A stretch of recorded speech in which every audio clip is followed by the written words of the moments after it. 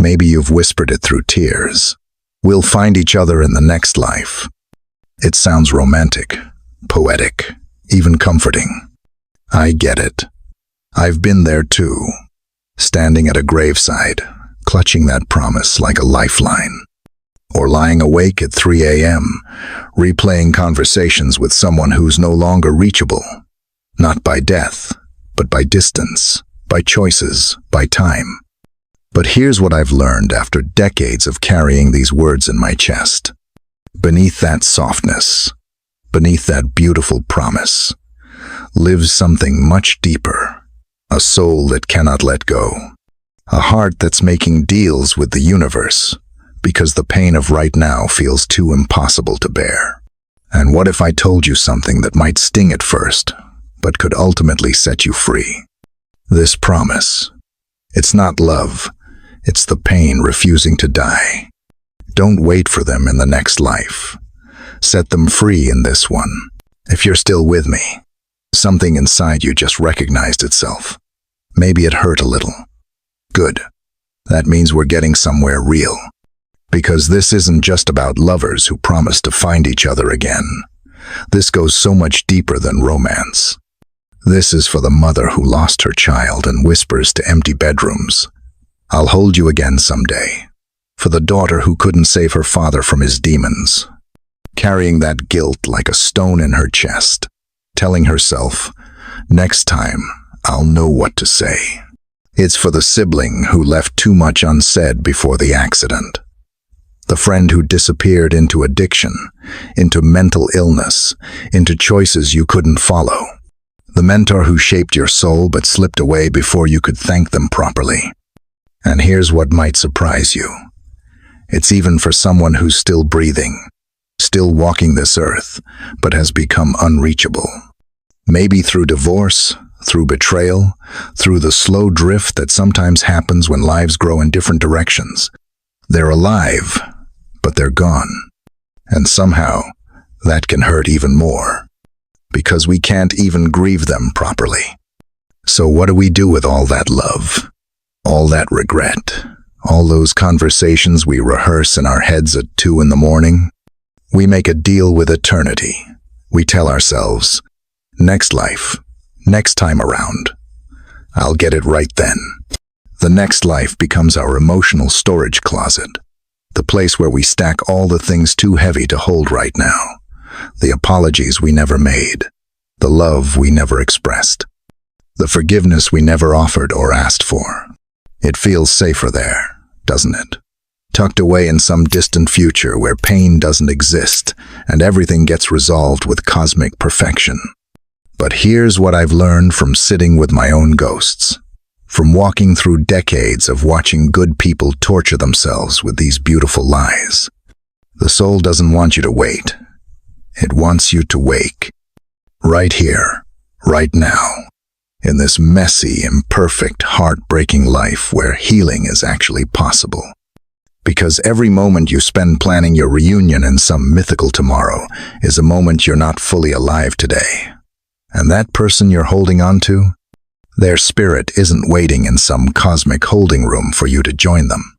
It's free, it's whole, and it's probably wondering why you're still carrying their pain like it's precious cargo. Now, I know what you might be thinking, but it feels like love. It feels like honoring them. How can holding on to this connection be wrong? I felt that resistance too. For years, I believed that letting go meant loving less, that somehow my grief was proof of how much they meant to me. But here's the truth that took me decades to understand. We think we're honoring the connection by holding on. We tell ourselves we're being faithful, devoted, spiritually connected. But in truth, we're imprisoning both souls. We're binding them to an unclosed loop that serves no one. Think about it. When you hold someone in the next life promise, what are you really doing? You're reinforcing emotional karma. You're keeping both souls tethered to unfinished business, to pain that could be transformed right now. That person you're holding on to, their energy, their essence, their love, it's meant to be free. but your attachment keeps them hovering in the space of your unhealed grief.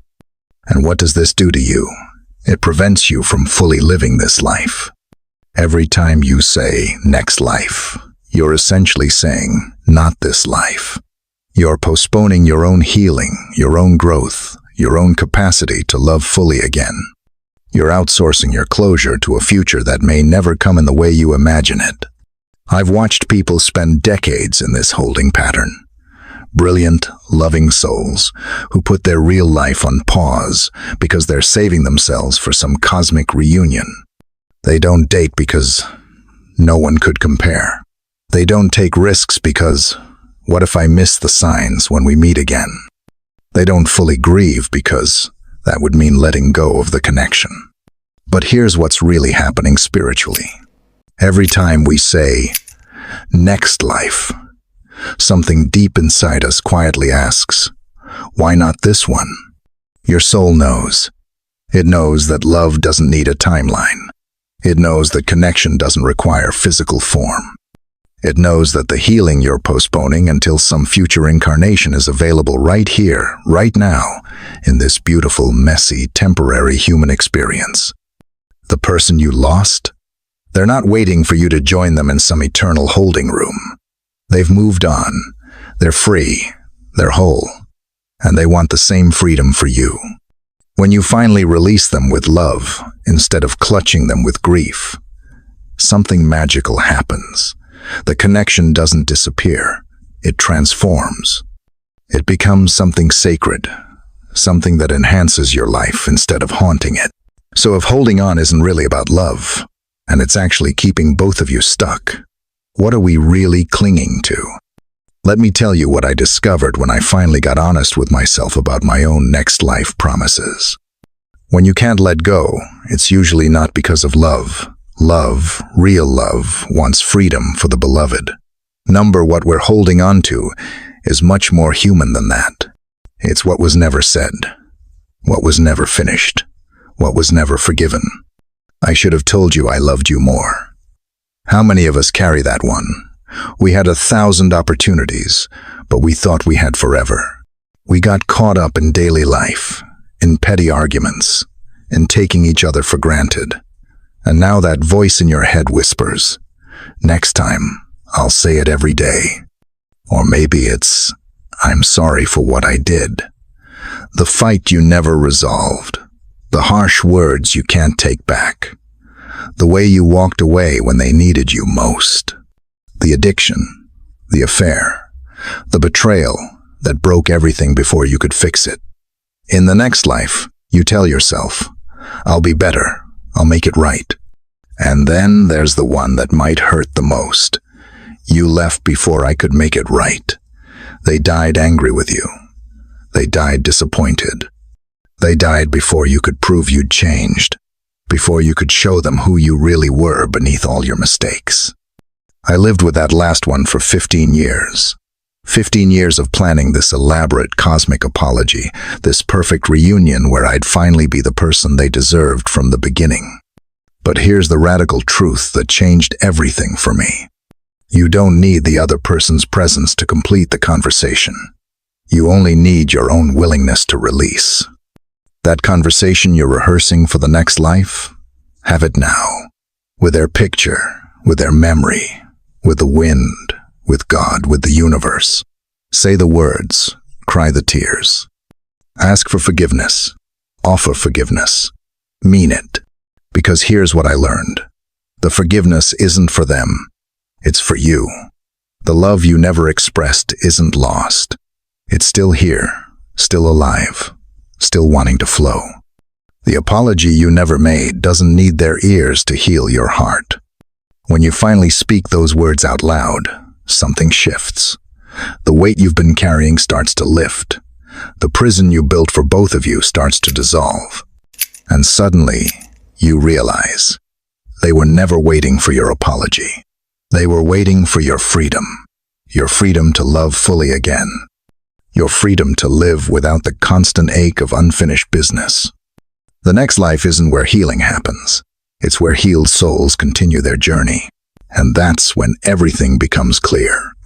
Because once you've done that work, once you've spoken those words and released that weight, you start to understand something profound about the nature of love itself. Real love doesn't live in the past or future. It doesn't live in your memories of what was, or your fantasies of what could be again. Real love lives in the release. I know that sounds impossible when you're deep in grief, when every cell in your body is screaming to hold on tighter, to make promises about forever, to refuse the reality of separation. But stay with me here. When you let someone go with love, that love doesn't disappear. It doesn't diminish. It doesn't get lost in some cosmic void.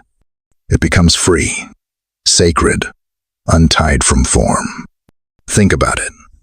The love you had for them when they were here. Where did it come from? It came from you. It was your capacity to love, your heart opening, your soul recognizing another soul. That capacity didn't die with them. That ability to love deeply doesn't get buried with their body or lost with their absence. But when you tie that love to their return, when you make it conditional on some future reunion, you're actually limiting it. You're saying, this love only counts if it has this specific object, this particular person, this exact form. And love, real love, is so much bigger than that. When I finally let go of my 15-year plan for cosmic redemption, something unexpected happened. The love I had for that person didn't vanish. It transformed. It became this incredible force in my life that could touch everyone I met. It became compassion for other people's pain. It became wisdom I could share. It became a deeper capacity to show up for the people who were still here, still breathing, still needing love right now.